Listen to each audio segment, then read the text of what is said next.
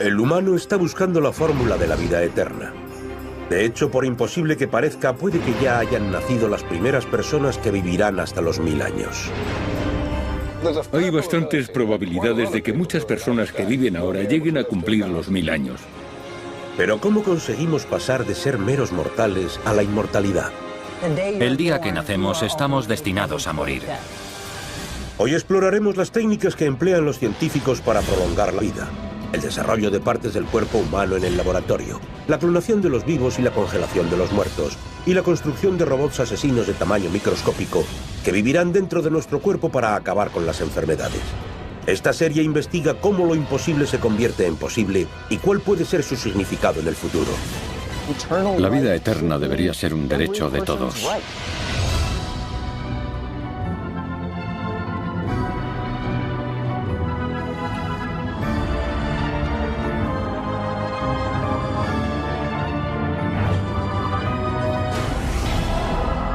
Esto es imposible. Vida eterna. Abril de 2008. Unos documentos clasificados caen en manos de la prensa y hacen saltar la alarma. El gobierno está llevando a cabo una operación secreta para extraer el ADN de todos los recién nacidos sin consentimiento. El gobierno actúa basándose en el derecho otorgado por una ley firmada el 24 de abril de 2008 por el presidente George Bush. La ley se conoce como Estudio Selectivo de Recién Nacidos para Salvar Vidas. Como parte del programa, los hospitales tienen el derecho de sacarle sangre a los bebés sin el permiso de sus padres. Posteriormente extraen de ella muestras de ADN y las guardan en los biobancos del gobierno para su utilización en experimentos genéticos. Este proyecto, que luego se convirtió en ley con la firma del presidente Bush, significa crear un depósito permanente de material genético. El gobierno lo puede utilizar para el propósito que desee y se considera de su propiedad, pero esto establece un precedente muy peligroso. ¿Para qué quería el gobierno el ADN de sus ciudadanos? Una teoría es que se podría utilizar para encontrar la cura de enfermedades. Otra, que podría emplearse para hacer un seguimiento de la salud de una persona que nace con defectos genéticos. El lado oscuro de esto es que este ADN es ahora propiedad del gobierno. ¿Significa esto que la investigación genética va a estar dirigida por él? Si podemos desencadenar el ADN, podemos reconstruirlo como queramos. ¿Es el programa del gobierno un intento de eliminar genéticamente defectos no deseados? ¿O hay otra razón para impulsar este tipo de investigación? El hombre está buscando la fórmula de la vida eterna. Los avances en el desarrollo de medicinas y en la cirugía prácticamente doblaron nuestra esperanza de vida en el siglo pasado, que pasó de los 47 años en 1900 a los casi 80 de hoy en día. Si esta tendencia continúa, la inmortalidad es ya algo cercano. En teoría, con un biobanco genético, el gobierno tendría una clave más para resolver la incógnita de la inmortalidad. En realidad, ¿cuánto podemos vivir? Estos son Gertrude Baines y Walter Bruning, la mujer y el hombre más viejos de Estados Unidos. Gertrude nació el 6 de abril de 1894. Tiene 115 años. Walter nació el 21 de septiembre de 1896. Tiene 113 años. Según los diagramas de esperanza de vida del gobierno, ambos deberían haber muerto en la década de 1970. En su vida han vivido muchos cambios. Eran niños cuando estalló la guerra entre España y Estados Unidos en 1898. Tenían 20 y 17 años cuando comenzó la Primera Guerra Mundial. Pasaron la infancia sin ver jamás una bombilla.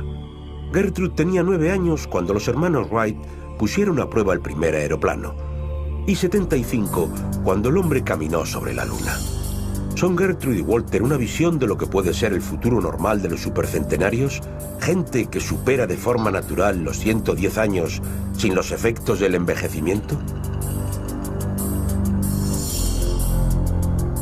Algunos dicen que 110 años puede ser el equivalente a la infancia en el futuro. Y quizá la gente pueda llegar a vivir 1000 años.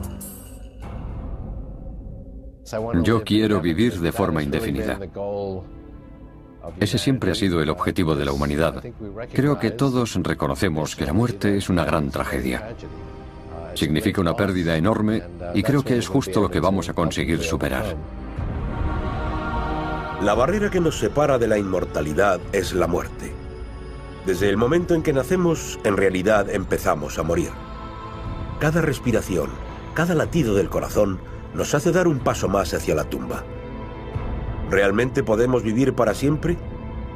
Nuestra idea es reunir el conjunto de tareas que hay que realizar para lograr la vida eterna. Primera, alterar genéticamente las células para que no dejen de multiplicarse. Al mismo tiempo, esta es la clave para ralentizar el envejecimiento. Segunda, desarrollar miembros que nos valgan de sustituto. Tercera, evitar la pérdida de células sanguíneas. Cuarta, construir minúsculos robots médicos que puedan vivir en nuestros cuerpos y combatir cualquier enfermedad. No os creáis que esto es tan descabellado. Nuestro objetivo, ver qué técnica puede permitir la vida eterna.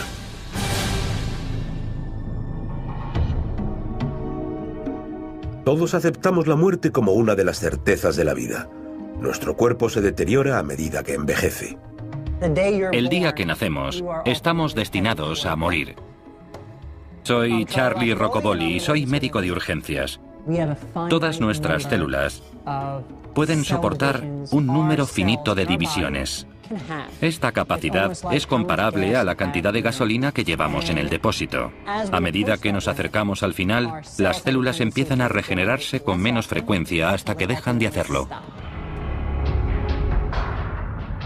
A medida que envejecemos, nuestro cuerpo pierde la capacidad para repararse.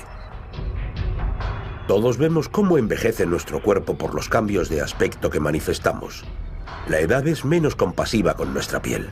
La piel está formada por varias moléculas, entre las más importantes están el colágeno y la elastina. La elastina es precisamente lo que su nombre indica, un tejido elástico. La piel joven se estira y vuelve fácilmente a su estado original. Por eso no tenemos arrugas mientras somos jóvenes. Sin embargo, con el tiempo, la edad y la gravedad, esa piel tiene una tendencia a arrugarse y también pierde la capacidad para volver a su sitio. Mientras que los efectos del envejecimiento en la piel son visibles, dentro de nosotros ocurren otros cambios. Las fibras musculares se contraen. El contenido mineral de nuestros huesos disminuye y los hace más frágiles, y las células del corazón también disminuyen, lo que conduce a un bombeo más lento de la sangre. Aun manteniendo el estilo de vida más sano, parece que estamos programados genéticamente para morir. Pero tanto en la realidad como en la imaginación siempre han existido excepciones, como el personaje bíblico Matusalén, de quien se dice que vivió más de 900 años. Según el libro del Génesis del Antiguo Testamento, Matusalén vivió 969 años y murió. Matusalén es uno de los patriarcas bíblicos y se supone que vivió 969 años. Es la persona más vieja de la que se ha registrado noticia, por lo menos en la Biblia. Algunos eruditos de la Biblia creen que durante la traducción del texto se distorsionaron algunas cifras y unidades que se suponía que eran meses acabaron siendo contadas como años. Otros eruditos de la Biblia no están de acuerdo porque defienden que si ese fuera el caso, algunos de los patriarcas de la Biblia habrían tenido un hijo a la edad de 5 años, así que no sabemos exactamente cuál es el sentido de la historia. Mientras que la verdad sobre la edad de Matusalén continúa asombrando a los teólogos y sigue siendo un misterio, lo cierto es que la historia está llena de extrañas y fracasadas tentativas por alcanzar la inmortalidad. Los antiguos emperadores chinos ingerían cuerno de rinoceronte, bilis de oso, caballos de mar, jade e incluso oro en fallidos intentos por conservar la juventud. Esa búsqueda de la juventud incluso le costó a un emperador la vida. El emperador Ya Jing, de la dinastía Ming, murió por ingerir una dosis letal de mercurio tras beber el supuesto elixir de la vida que habían creado sus alquimistas. Otras civilizaciones antiguas como la japonesa, hindú o griega creían en las posibilidades curativas del agua, capaz de devolverle la juventud a una persona. Una leyenda que quizá luego hizo que Ponce de León creyese en la fuente de la vida. El hombre ha continuado su batalla contra la muerte. La medicina moderna casi ha hecho desaparecer enfermedades mortales como la viruela, la poliomielitis y la difteria. Nuestra guerra contra estas enfermedades ha aumentado la media de esperanza de vida en Estados Unidos de los 30 años que se alcanzaban en 1800 a los casi 80 que se cumplen en la actualidad. La sociedad moderna avanza cada día más rápido y con la modernidad han cambiado por completo los conceptos de esperanza de vida y de superación de la muerte.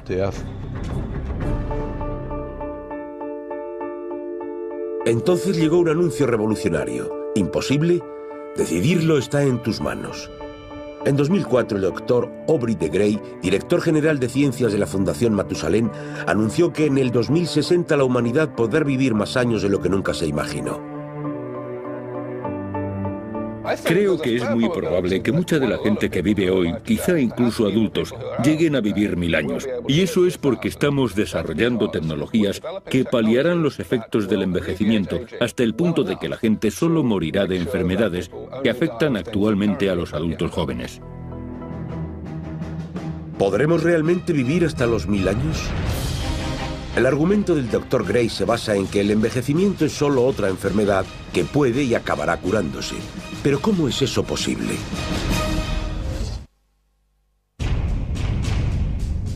El deseo del hombre de engañar a la parca y alcanzar la inmortalidad dio lugar a mediados de los años 60 a una idea cuya polémica asombró al mundo.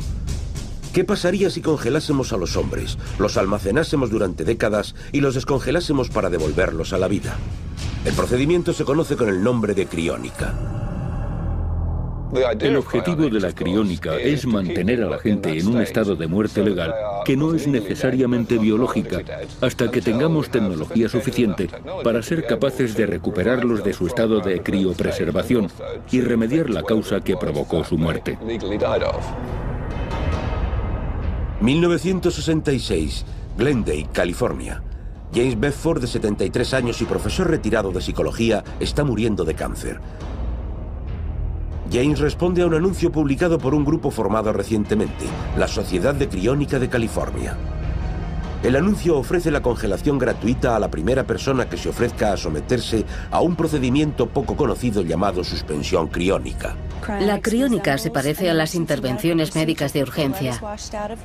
La sangre se retira del cuerpo y se sustituye con una solución que protege al cuerpo contra el frío extremo. Pero el auténtico principio de la criónica es que una vez que se mantiene a alguien en nitrógeno líquido, esa persona puede permanecer en ese medio durante miles de años sin ninguna alteración en su estado. El 12 de enero de 1967, James Bedford está a punto de convertirse en el primer paciente de un osado experimento por alcanzar la vida eterna. A medida que se acerca la hora de su muerte, su médico, el doctor Reynold Abel, le acompaña en el lecho con enormes tanques llenos de hielo. En cuanto Bedford cierra los ojos y da su última bocanada, el doctor Abel empieza a envolver su cuerpo en hielo. El doctor Abel y su equipo le quitan a Bedford la sangre y la sustituyen con un anticongelante y dedican 8 horas a envolverlo en hielo hasta que quede totalmente tieso. Luego lo trasladan a Phoenix y lo colocan en una cámara gigantesca de nitrógeno líquido llamada vaso Dewar. Este es el vaso Dewar donde se conservó a James Bedford, que fue la primera persona en ser criopreservada. Su familia lo atendió durante las 2 primeras décadas, pero el vaso empezó a tener problemas y lo metimos en uno de los vasos Dewar gigantes que tenemos en nuestra sala de cuidados. James Bedford fue un auténtico visionario. Fue la primera persona en ser criopreservada. Lo fue muchos años antes que los demás y todavía sigue en ese estado.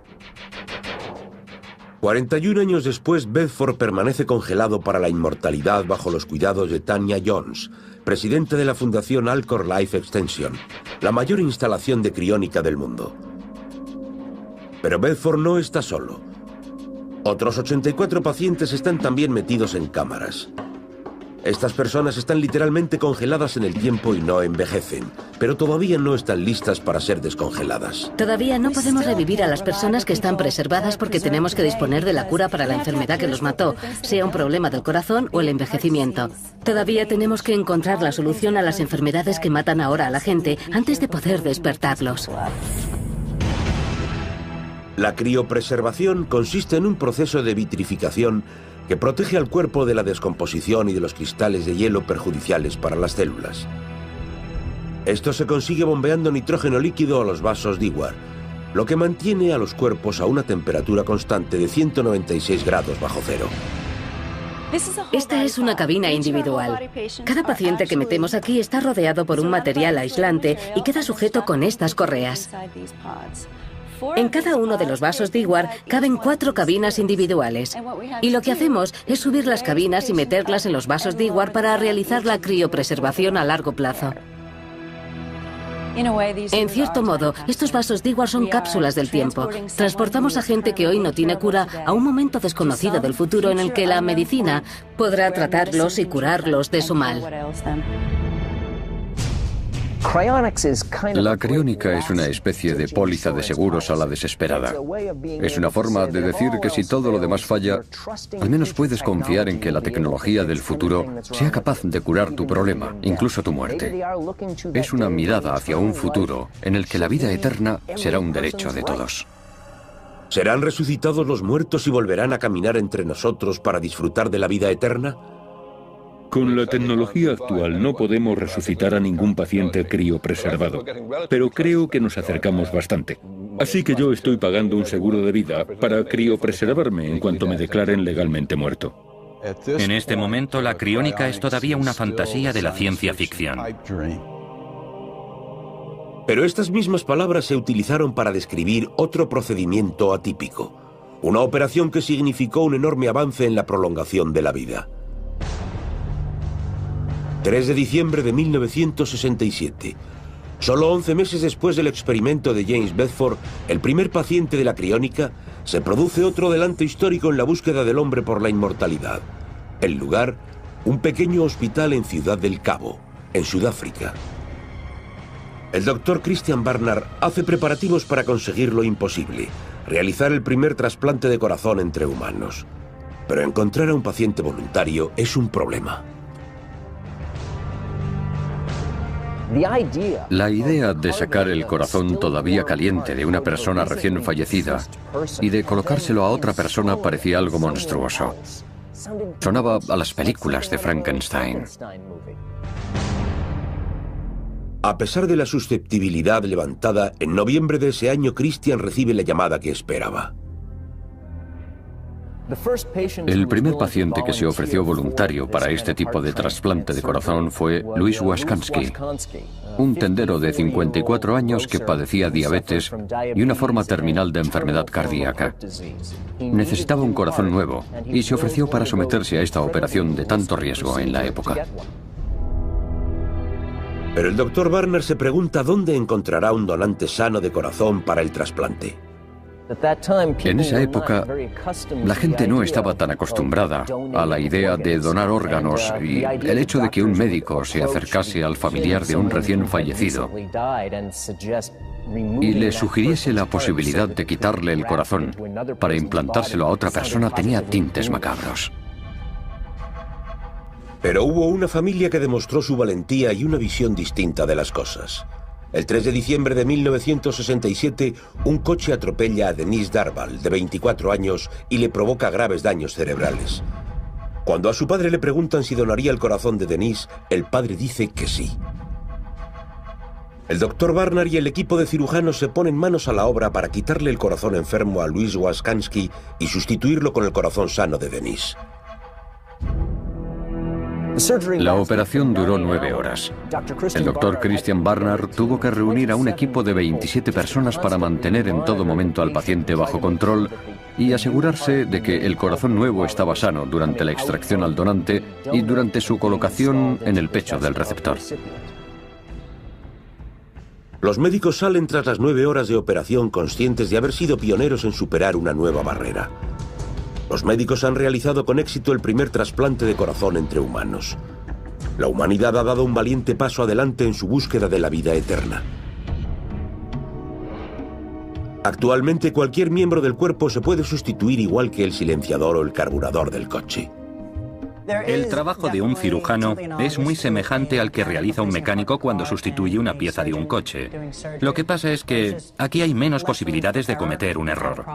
Si tienes un problema con una pieza del coche y sigue haciendo ruido, vuelves al taller a que te la vuelvan a cambiar. Pero si cometes un error durante una operación y esa persona se muere, no hay segundas oportunidades. Descubrimos la manera de sustituir los órganos destruidos o defectuosos. Y cuando eso ocurrió, alguna gente empezó a pensar que quizá se podía empezar a derrotar a la muerte, que quizá en algún momento llegásemos a vivir para siempre. Pero a pesar de los beneficios, los trasplantes también tienen un lado oscuro. El éxito de los trasplantes ha sido también nuestra perdición.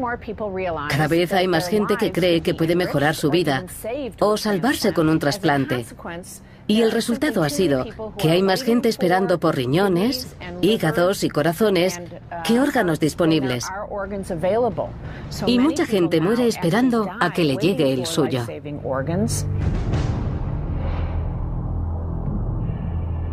Bill Wall es uno de los afortunados. Bill no solo se ha sometido a un trasplante de corazón, sino a 2. Tuve muchísima suerte. Estaba ingresado en Tucson, en Arizona, en la clínica Sarver Heart del University Medical Center, cuando recibí el corazón de Brady Michaels, actor y especialista aéreo de 36 años. Pero la oportunidad de vivir más tiempo tuvo extraños y escalofriantes efectos secundarios. En cuanto el corazón del donante empezó a latir en su pecho, Wall empezó a notar cambios en el gusto, las emociones y el temperamento. Bill Wall dejó de ser la persona que era. Desde el trasplante he desarrollado una serie de aptitudes totalmente opuestas a lo que era. Empecé a tocar la batería. Uno de los ídolos de Brady era Buddy Rich y Brady se relajaba normalmente tocando la batería. Ahora me ha dado por la tecnología. Y quizá el cambio más notable que atribuyo a Brady es que después del trasplante, de repente quería ayudar a la gente. Esta sensación se llama memoria celular. ¿Es posible que los órganos humanos lleven dentro parte de nuestra personalidad y que ésta pueda cambiar incluso la del receptor? He oído a varios pacientes hablar de que sus gustos son los de sus donantes o que sus hábitos son los de sus donantes.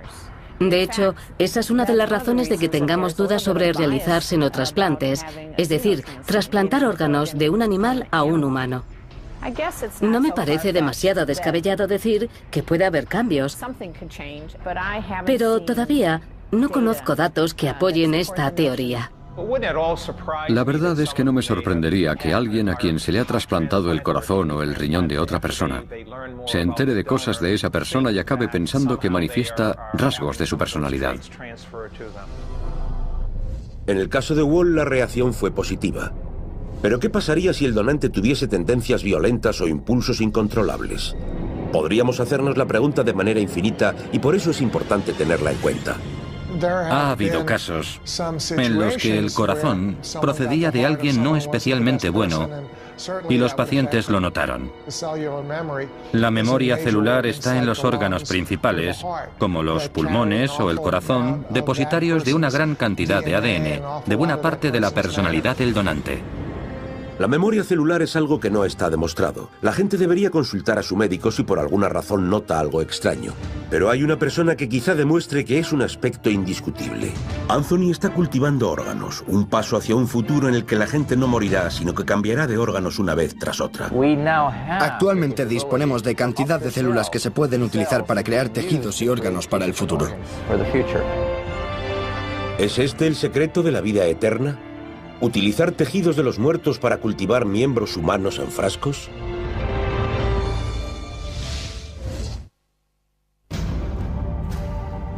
La capacidad de trasplantar órganos, igual que se cambian las piezas de un coche, ha abierto las puertas hacia la vida eterna. Pero el mayor obstáculo para el desarrollo de esta tecnología es la falta de donantes de órganos. Para lo cual hay un médico que ha encontrado la respuesta. Su idea, cultivar tejidos de repuesto utilizando a los muertos. Anthony Atala es una de las máximas autoridades mundiales en regeneración de tejidos. Anthony creó la primera tienda de órganos del mundo, un almacén que fabrica órganos humanos. También dirigió el equipo que desarrolló el primer órgano creado en laboratorio y que fue implantado en un humano, una vejiga. Además de las vejigas, también han perfeccionado uretras y vasos sanguíneos. En los próximos 20 años esperan ser capaces de crear riñones, hígados, páncreas y hasta corazones. Estamos a punto de tener la opción de comprar cada órgano de nuestro cuerpo, mediante pedido, a la carta. La reacción natural del cuerpo que recibe un órgano de otra persona es rechazarlo. A nosotros se nos ocurrió que tenía que haber una solución mejor. ¿Qué tal si cultivamos las células del paciente y hacemos tejidos con ellas? ¿Y cuál es el ingrediente mágico que permite crear un órgano fuera del cuerpo? La célula madre. Nos dimos cuenta de que estas células se duplicaban cada 36 horas y que seguían creciendo y creciendo sin parar. Así que de repente encontramos una fuente de células que podía autorrenovarse y que podía proporcionar células suficientes para tratar a miles y miles de pacientes. Las células madre son extraordinarias. Una de las características que define a las células madre es su capacidad para formar tejidos nuevos y autorrenovarse al mismo tiempo, es decir, que sufren una regeneración continua. Así que, en cierto modo, estas células tan increíbles son una fuente inagotable de tejido nuevo. Pero ¿de dónde sacar estas células milagrosas para utilizarlas en el cultivo de órganos? Nos dimos cuenta de algo que ya era sabido, que las células del embrión se encontraban en el líquido amniótico que envuelve al bebé en desarrollo y a las secundinas, el conjunto de placenta y membranas. Podíamos conseguir que estas células se reprodujeran y así disponer de un banco de células madre. Se le llama regeneración de tejidos, y así es como funciona. Utilizando los órganos de un cadáver, el doctor Atala raspa todo el tejido, dejando solo el esqueleto del órgano. Y luego hace una pequeñísima biopsia del tamaño de un sello de correos del órgano enfermo del paciente. A partir de ahí recoge células, las mezcla con células madre embrionarias y las hace multiplicarse en un cultivo. En unas semanas ha cultivado suficientes células para cubrir un campo de fútbol. Finalmente dispone las células nuevas sobre la estructura del órgano y de manera semejante a la formación programada de un cristal se forma el nuevo órgano. Este es el esqueleto de una oreja creada a partir de un cadáver. Introduciendo células madre, el doctor Atala espera ver una oreja nueva en solo 8 semanas. Partimos de una especie de esqueleto celular hecho con materiales específicos y a partir de ahí podemos cultivar células de un corazón, de un hígado o de un riñón y crear un órgano totalmente nuevo que se le puede trasplantar a la persona que lo necesite. Uno de los primeros tejidos sobre los que trabajamos fue la vejiga. Después de trabajar año tras año con esta tecnología, llegó un momento en que teníamos tantos datos y tanta experiencia que lo único que nos quedaba por hacer era probar los órganos en pacientes y ver cómo funcionaban. El doctor Atala ha tenido mucho éxito en la creación de órganos. Sus uretras y vejigas hechas a medida se han utilizado en más de 70 trasplantes y han prolongado la vida de pacientes que, de no ser por él, habrían muerto de forma prematura. Pero ¿qué pasaría si pudiésemos ir un paso más allá? Si en vez de reemplazar órganos, creásemos copias enteras de nosotros mismos y transfiriésemos la conciencia de nuestro cuerpo a nuestro clon. Es decir, si creásemos verdaderos Frankenstein. Puede que eso esté más cerca de lo que pensamos. 1996. Los científicos Ian Wilmut y Keith Campbell trabajan en secreto en el Instituto Roslin de Edimburgo, en Escocia. Su proyecto, un asunto polémico. La clonación de una oveja a partir de una célula de una oveja adulta, algo que muchos científicos veían como un imposible. Para hacer el clon, lo primero fue extraer un óvulo y retirar todo su material genético. Luego extrajeron un núcleo celular de la oveja que querían clonar y lo introdujeron en el óvulo vaciado. Si la fusión funcionaba, la célula creada sería una réplica exacta del original. Pero el primer intento fracasa. A pesar del revés, el equipo de científicos sigue intentándolo hasta 277 veces. Finalmente, en el intento 278 lo consiguen. Un óvulo clonado. El óvulo clonado se implantó en una madre portadora. Y 5 meses después tuvo lugar un parto con repercusión internacional. Había nacido Dolly, el primer mamífero resultado de una clonación. Aquel gigantesco avance definió el estatus de la vida y la inmortalidad. Dolly vivió 6 años y dio a luz a 6 corderos antes de morir. También fue la causa de acalorados debates y polémicas. Muchos se preguntaban, ¿será el hombre la siguiente cobaya? La clonación es una técnica extremadamente compleja, llena de fracasos. Me parece totalmente normal que la gente se preocupe por los usos que se le pueden dar a la clonación. Sin duda implica riesgos para la salud. Los mamíferos clonados han acabado teniendo pequeños defectos que nadie esperaba. No son necesariamente réplicas saludables de los animales de los que fueron clonados. En el mundo de la biología hay un AD y un DD, antes de Dolly y después de Dolly. La vida puede brotar de nuevo a partir de la vejez. Entonces, ¿es la clonación nuestra fuente de la juventud? ¿Nuestro elixir mágico de la inmortalidad? La investigación en clones de un científico abre las puertas todavía más hacia la vida eterna. El doctor Robert Lanza investiga la resurrección de especies extinguidas de animales a partir de la clonación de su ADN. Hemos creado ganaderías enteras. Hemos clonado un gaur, también hemos clonado a un animal conocido como banteng. De hecho, las células estaban congeladas y lo que hicimos fue resucitar a un animal que había muerto hacía un cuarto de siglo.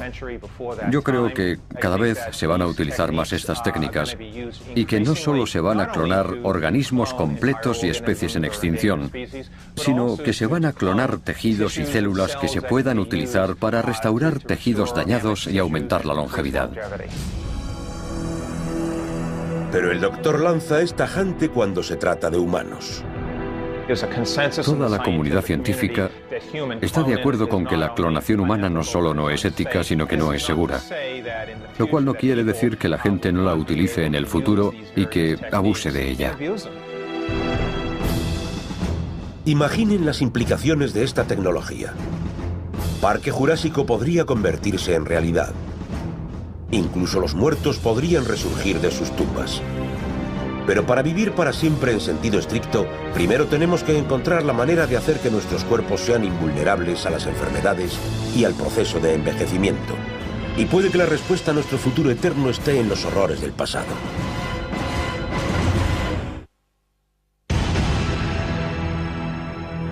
La búsqueda de la vida eterna ha conducido a los científicos por caminos muy diversos. Quizá el más extraño, la idea de que quizá la sangre joven pueda contener el elixir de la inmortalidad. Por extraño que parezca, es una noción que se puede remontar a la Transilvania del siglo XVI y a una condesa llamada Elizabeth Bathory. Madame Bathory era una condesa húngara que vivió en el siglo XVI, pero más bien se la conoce por ser la primera asesina en serie de la historia. Durante su vida, si las acusaciones son ciertas, torturó, agredió sexualmente y asesinó a más de 600 jóvenes.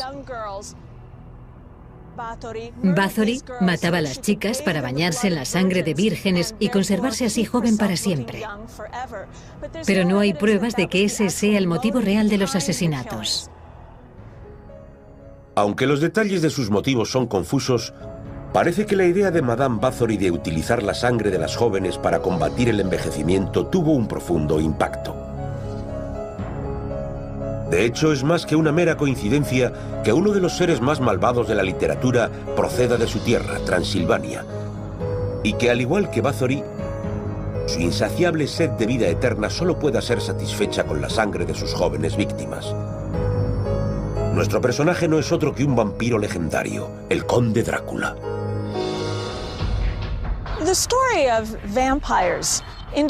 La historia de los vampiros, de seres o espíritus que chupaban la sangre, la vida y la vitalidad de los seres humanos, es muy antigua y se difundió por todo el occidente de Europa. además de existir en otras culturas del mundo. Yo creo que quizás surgió en tiempos antiguos, porque la gente veía cómo otras personas se debilitaban, se consumían y morían, y buscaban una explicación a este fenómeno. Con la publicación en 1897 de Drácula, el clásico gótico de Bram Stoker, los vampiros se convirtieron en los monstruos más temidos del folclore popular. Con su hábito de chuparle la sangre a sus víctimas hasta robarles la vitalidad, siempre se los identificó con la inmortalidad.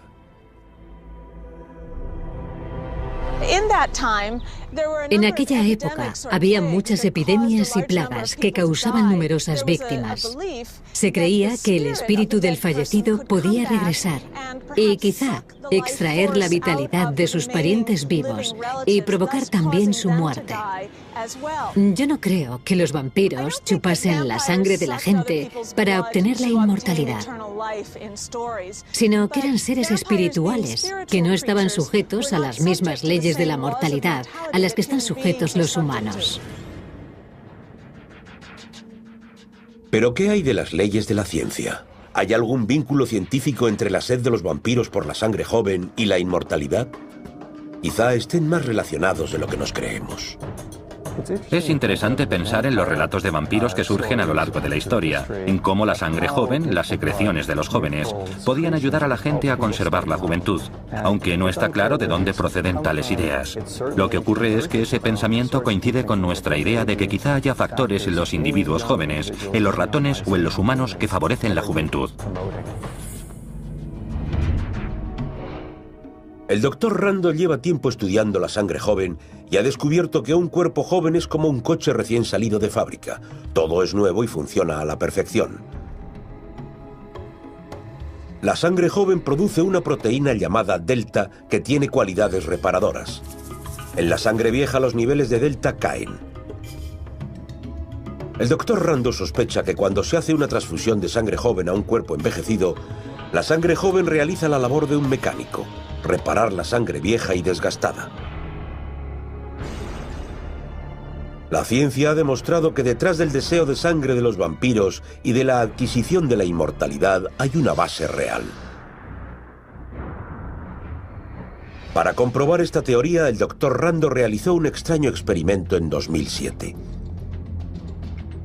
Seleccionó a un ratón viejo y a un ratón joven y conectó sus aparatos circulatorios. A medida que la sangre del ratón joven entraba en la del viejo, ocurrió algo extraordinario. Nos dimos cuenta de que las células madre del ratón viejo respondían mucho mejor. Por ejemplo, las heridas musculares curaban mucho más rápido. La apariencia física no era la de un ratón más joven, pero sí descubrimos que determinados tejidos que habían sufrido daños curaban más rápidamente. El trabajo de Thomas Rando con los ratones por lo menos sugiere que es posible transferir cierta juventud y vitalidad de los organismos más jóvenes a los más viejos. Por lo visto, las células o algún otro factor de la sangre son capaces de revitalizar los organismos más viejos. Quizá nuestra mayor esperanza esté en una tecnología más desconocida que las transfusiones de sangre: la implantación de diminutos robots en la corriente sanguínea con el fin de reparar las células y conseguir la vida eterna. No estamos hablando de ciencia ficción.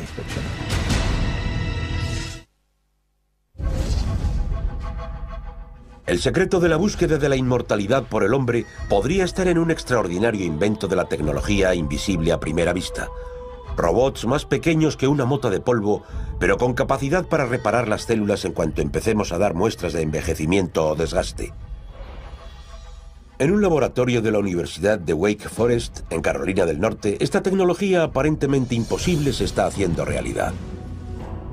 No estamos hablando de ciencia ficción. Ya hemos inventado gasas para las quemaduras que matan a las bacterias sin utilizar antibióticos. Así las bacterias no se hacen resistentes a los antibióticos. El causante de esto son las nanopartículas de plata, que ya se emplean en la actualidad. Los nanorobots son la última arma de alta tecnología diseñada para combatir la enfermedad. Su objetivo: buscar y destruir los virus mortales. Estos increíbles robots de la sangre, construidos fundamentalmente de carbono, son como 1 millón de veces más finos que un pelo humano. Si pongo uno de estos robots, que tiene un ancho de 1,5 nanómetros, al lado de una cadena de ADN, el ADN podría envolverlo. Así de pequeño es. Estos diminutos asesinos se construyen uniendo átomos y moléculas microscópicos y tienen el aspecto de unos seres un tanto peculiares. Se les puede denominar parásitos manufacturados con increíbles cualidades curativas. Una de las claves de la inmortalidad es la erradicación de las enfermedades terminales, como el cáncer, que mata a 7 millones de personas al año. Una vez inyectados en la sangre, los nanorobots localizan el tumor y se adhieren a él. Desde el exterior se proyecta un rayo láser que atraviesa la piel y calienta las partículas de plata del nanorobot, y se produce una reacción química que destruye el tumor. El Dr. Carroll ha comprobado en su laboratorio la eficacia de nanorobots para curar el cáncer en los ratones. Los resultados son sorprendentes. Hemos desarrollado una máquina que se puede introducir en el cuerpo para atacar un cáncer. Y aunque no podamos ver el cáncer en un IRM u otra modalidad de visionado, hemos comprobado que el tumor desaparece. Es rápido, no se reproduce y los animales están totalmente sanos. Aquí vemos a los robots rodeando un tumor. Este ratón tiene un tumor, esto de aquí.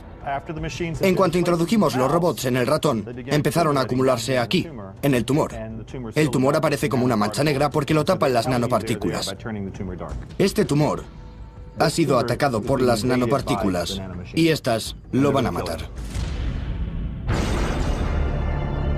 Pero ¿qué pasaría si estos nanoasesinos se volviesen contra su huésped y empezasen a atacar los órganos sanos de nuestro cuerpo? ¿Correríamos el riesgo de ser destruidos desde dentro? ¿Podría esta tecnología diseñada para prolongar la vida acabar acortándola? No sé si somos suficientemente responsables para manejar esta tecnología y ostentar esta clase de poder.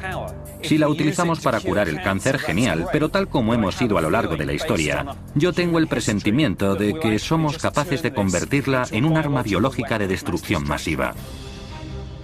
Y creo que ahí está el peligro de la biotecnología, que se puede hacer muchísimo bien, pero también se puede provocar mucha destrucción. Corremos el peligro de introducir en el cuerpo aparatos que no deberían estar dentro de nosotros. De hecho, pueden utilizarse para el mal, aunque también se pueden utilizar para protegernos de los males que existen en la actualidad. Al parecer nos encontramos al límite de un fenómeno conocido como velocidad de escape. Tener una esperanza de vida indefinida y prevenir y curar por completo el envejecimiento. Lo imposible está cada vez más a nuestro alcance. Vivir hasta los 1000 años o más está dejando de ser un sueño. Pero ¿hasta qué punto no sería una pesadilla? Actualmente la Tierra sufre el desgaste de soportar una población de más de 6.500 millones de personas. Valiosos recursos naturales como el alimento y el agua están al límite de sus posibilidades. Imaginen un mundo donde la población no deje de crecer. ¿Qué nos pasaría si jamás estuviésemos amenazados por la muerte? Si nuestra actividad dejase de tener consecuencias. Si las relaciones pudiesen continuar eternamente. Yo creo que eso eliminaría en buena medida lo que nos define como humanos y que esa prolongación de la vida no sería una panacea, sino un auténtico infierno. Algunos ven la inmortalidad no como el infierno, sino como el amanecer de una nueva era revolucionaria y fascinante, donde ya no pesará sobre nosotros el pensamiento de la muerte y el envejecimiento. Una era en que seremos capaces de cumplir nuestros sueños y deseos. ¿Por qué tenemos que morir? A lo mejor, el caso es que a lo largo de la historia, la muerte siempre ha tenido sentido. Pero ahora podemos decidir si queremos que esa sea la misma realidad del futuro.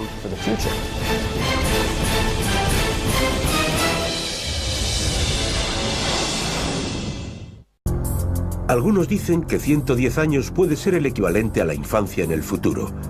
Y quizá la gente pueda llegar a vivir 1000 años. Yo quiero vivir de forma indefinida. Ese siempre ha sido el objetivo de la humanidad. Creo que todos reconocemos que la muerte es una gran tragedia. Significa una pérdida enorme y creo que es justo lo que vamos a conseguir superar. La barrera que nos separa de la inmortalidad es la muerte. Desde el momento en que nacemos, en realidad empezamos a morir. Cada respiración, cada latido del corazón nos hace dar un paso más hacia la tumba. ¿Realmente podemos vivir para siempre? Nuestra idea es reunir el conjunto de tareas que hay que realizar para lograr la vida eterna. Primera, alterar genéticamente las células para que no dejen de multiplicarse. Al mismo tiempo, esta es la clave para ralentizar el envejecimiento. Segunda, desarrollar miembros que nos valgan de sustituto. Tercera, evitar la pérdida de células sanguíneas. Cuarta, construir minúsculos robots médicos que puedan vivir en nuestros cuerpos y combatir cualquier enfermedad. No os creáis que esto es tan descabellado. Nuestro objetivo, ver qué técnica puede permitir la vida eterna.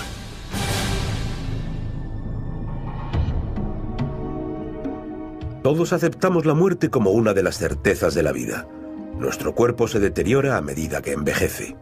El día que nacemos, estamos destinados a morir. Soy Charlie Roccoboli y soy médico de urgencias. Todas nuestras células pueden soportar un número finito de divisiones. Esta capacidad es comparable a la cantidad de gasolina que llevamos en el depósito. A medida que nos acercamos al final, las células empiezan a regenerarse con menos frecuencia hasta que dejan de hacerlo. A medida que envejecemos, nuestro cuerpo pierde la capacidad para repararse. Todos vemos cómo envejece nuestro cuerpo por los cambios de aspecto que manifestamos. La edad es menos compasiva con nuestra piel.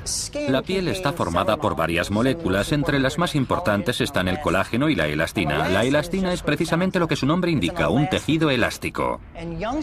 La piel joven se estira y vuelve fácilmente a su estado original. Por eso no tenemos arrugas mientras somos jóvenes. Sin embargo, con el tiempo, la edad y la gravedad, esa piel tiene una tendencia a arrugarse y también pierde la capacidad para volver a su sitio. Mientras que los efectos del envejecimiento en la piel son visibles, dentro de nosotros ocurren otros cambios. Las fibras musculares se contraen. El contenido mineral de nuestros huesos disminuye y los hace más frágiles, y las células del corazón también disminuyen, lo que conduce a un bombeo más lento de la sangre. Aun manteniendo el estilo de vida más sano, el humano está buscando la fórmula de la vida eterna. De hecho, por imposible que parezca, puede que ya hayan nacido las primeras personas que vivirán hasta los 1000 años. Hay bastantes probabilidades de que muchas personas que viven ahora lleguen a cumplir los 1000 años. Pero ¿cómo conseguimos pasar de ser meros mortales a la inmortalidad? El día que nacemos, estamos destinados a morir. Hoy exploraremos las técnicas que emplean los científicos para prolongar la vida. El desarrollo de partes del cuerpo humano en el laboratorio, la clonación de los vivos y la congelación de los muertos, y la construcción de robots asesinos de tamaño microscópico que vivirán dentro de nuestro cuerpo para acabar con las enfermedades. Esta serie investiga cómo lo imposible se convierte en posible y cuál puede ser su significado en el futuro.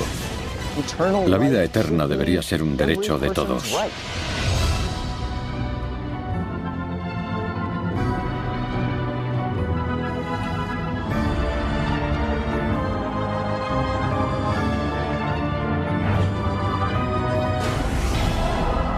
Esto es imposible. Vida eterna. Abril de 2008. Unos documentos clasificados caen en manos de la prensa y hacen saltar la alarma. El gobierno está llevando a cabo una operación secreta para extraer el ADN de todos los recién nacidos sin consentimiento. El gobierno actúa basándose en el derecho otorgado por una ley firmada el 24 de abril de 2008 por el presidente George Bush. La ley se conoce como Estudio Selectivo de Recién Nacidos para Salvar Vidas. Como parte del programa, los hospitales tienen el derecho de sacarle sangre a los bebés sin el permiso de sus padres. Posteriormente extraen de ella muestras de ADN y las guardan en los biobancos del gobierno para su utilización en experimentos genéticos.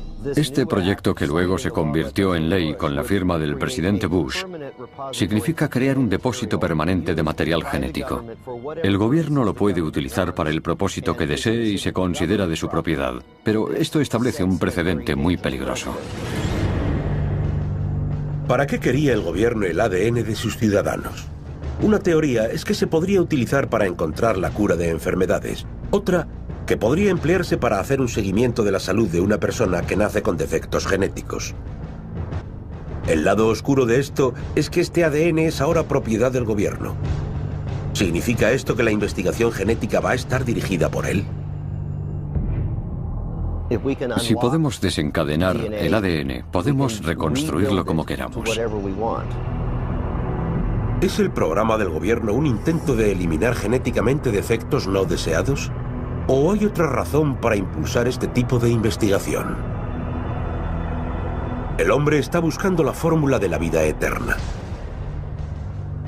Los avances en el desarrollo de medicinas y en la cirugía prácticamente doblaron nuestra esperanza de vida en el siglo pasado, que pasó de los 47 años en 1900 a los casi 80 de hoy en día. Si esta tendencia continúa, la inmortalidad es ya algo cercano. En teoría, con un biobanco genético, el gobierno tendría una clave más para resolver la incógnita de la inmortalidad. En realidad, ¿cuánto podemos vivir? Estos son Gertrude Baines y Walter Bruning, la mujer y el hombre más viejos de Estados Unidos. Gertrude nació el 6 de abril de 1894. Tiene 115 años. Walter nació el 21 de septiembre de 1896. Tiene 113 años. Según los diagramas de esperanza de vida del gobierno, ambos deberían haber muerto en la década de 1970. En su vida han vivido muchos cambios. Eran niños cuando estalló la guerra entre España y Estados Unidos en 1898. Tenían 20 y 17 años cuando comenzó la Primera Guerra Mundial. Pasaron la infancia sin ver jamás una bombilla. Gertrude tenía 9 años cuando los hermanos Wright pusieron a prueba el primer aeroplano. Y 75 cuando el hombre caminó sobre la luna. ¿Son Gertrude y Walter una visión de lo que puede ser el futuro normal de los supercentenarios? ¿Gente que supera de forma natural los 110 años sin los efectos del envejecimiento?